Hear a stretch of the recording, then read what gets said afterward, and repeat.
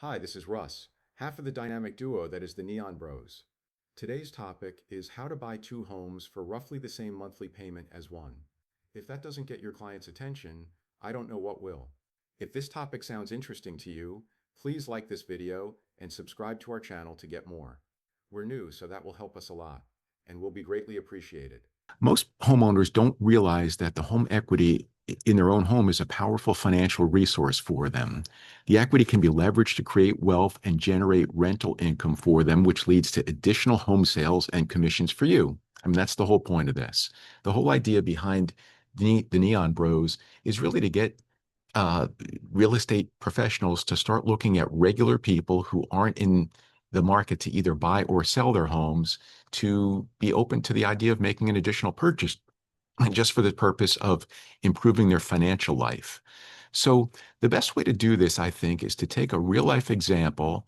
Uh, this is not an actual example, but a reasonable example of how this might look, and to take a look at the real math behind it, so that way you could talk confidently to a client who might not be so sure of what you're saying. So this isn't going to be, for those of you who hate math, this does have some math in it, but it's maybe fourth or fifth grade math. It's not something so complicated that you can't, that you won't be able to follow along. But for those of you who really just do not have the math gene in you, um, if you have trouble with this and you think it might be valuable and you have a client on the hook whom this might be helpful for, please send their parameters to me. Send them the price of send me the price of their home, send me all the information that I might need, and I'll do the calculation for you. So that way we can see if it's a good deal for them so we can help you close sales. In some of my other videos, I always talk about how you should be a really strong advocate for your clients. So I want to be a strong advocate for you. It's only fair. I should walk the walk and talk the talk. The whole point of this is to help you get a fast start into your career for those of you who are new, and make sure that you're as successful as you can possibly be, because you always want to make sure that your needs are met and your bills are paid, but you also want to feel good about what you're doing, and you want to be successful, and you want to be proud of yourself. And once you are proud of yourself and able to do those nice things for yourself and for your family and for everyone around you, then you can start doing good things for others and make, kind of pay it forward and make the world a better place. So it all starts with your own, with your own level of success. You want to make sure that that you feel good about what you're doing and that you are furthering yourself along your financial path, in addition to that of your clients. So let's take an example of a person who owns a home.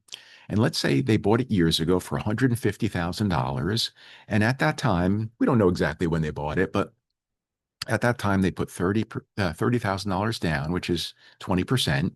So they have a mortgage of $120,000. And back a few years ago, it was at 4%. So what this example is going to show you is does this still work if you're kind of swapping out an old mortgage at a really good rate for the current rates, which aren't as good?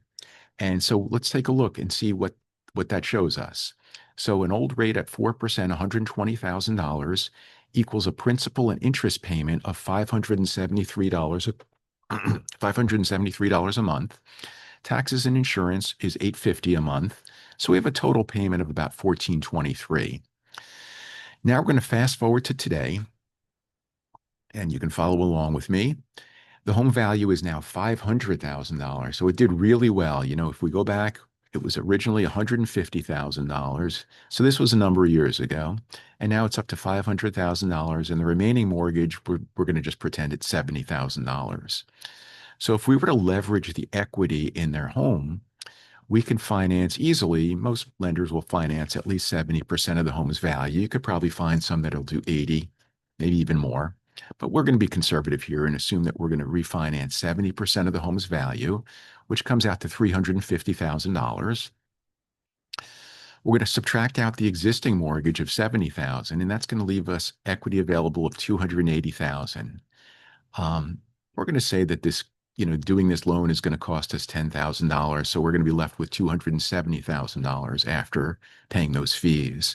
And a special note here is that a HELOC may allow you to keep more, or to keep your old 401, excuse me, to keep your old 4% loan and possibly lower your payments. But we're going to do this the more expensive way, just to show you the more conservative way and to see if it still works even without doing a HELOC.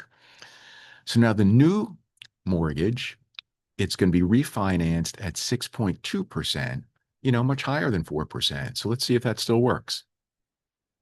And remember, we're not just refinancing at 6.2 with the old loan, we're refinancing with the new amount of $350,000. So you're going to have a bigger payment. We already know that going in.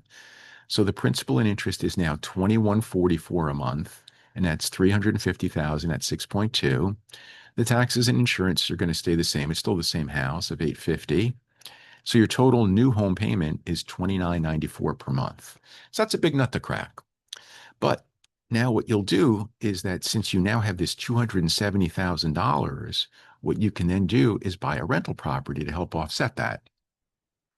We're going to assume that the $270,000 is used uh, to pay cash outright to buy this property. Let's say maybe it's in a little bit different market than you currently live in, or maybe it's a condo or something smaller.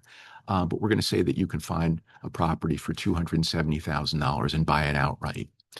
And let's say the expenses on that investment property, we're going to say that the taxes and insurance, since this is roughly half the price of, the original home, which is now worth 500,000, we'll assume that the taxes and insurance are, almost half of what your taxes and insurance are on the current original home. So we're going to say that's 450 a month. And now this one, we also have to factor in property manager. If you notice, we don't have to factor in uh, principal and interest here because you're not taking out a loan. So all we have to do is factor in taxes and insurance of 450 and the property manager. Now, most property managers charge about 10% of whatever the rent is, and we're going to assume that at a $270,000 property, it's harder and harder to get. I don't know if any of you are familiar with the 1% rule. It's harder and harder to get. So we're going to assume that you're not going to be able to get 1% rent on this. And 1% means that your rent won't be 1% of the price of the house. So in this case, we're going to assume it's 2,200 rent. In order to be 1%, it would have to have been $2,700 rent. We're going to assume in this environment that you're not going to be able to get that. So we think 2,200 is probably reasonable for a $270,000 property. So with that said, the property manager is probably going to cost about $220 a month. So that means that your total obligations between the first house and the second house, if we add up everything, the 220, the 450, and then this 2994, that comes to 3664 a month. But now what we have to do is do that rental offset because we are going to get some rental income here. So the rental income, as we know, is 2,200 a month. So if we subtract the 2,200 from the 3,664, we have 1,464 a month. Now, if you remember, if we slide back up, the original payment on the original house was 1,423 a month. So this could work for somebody. If you're sweating the difference between 1464 and 1423, I mean, that's effectively the same price, and you're getting a second house that's earning income, as we know, because that's what's helping to offset, your larger payment. But the bigger thing is that you're having a second house which has all kinds of opportunities for appreciation and depreciation and other tax benefits that help you grow your wealth. So with the HELOC, the monthly cost might even be a little bit less. But now what happens is you now own two homes instead of just one. Both are hopefully appreciating in value. Both are building equity. You get the added tax advantages of both, and it's all for about the same monthly cost as the first one, assuming that you have a tenant in there paying.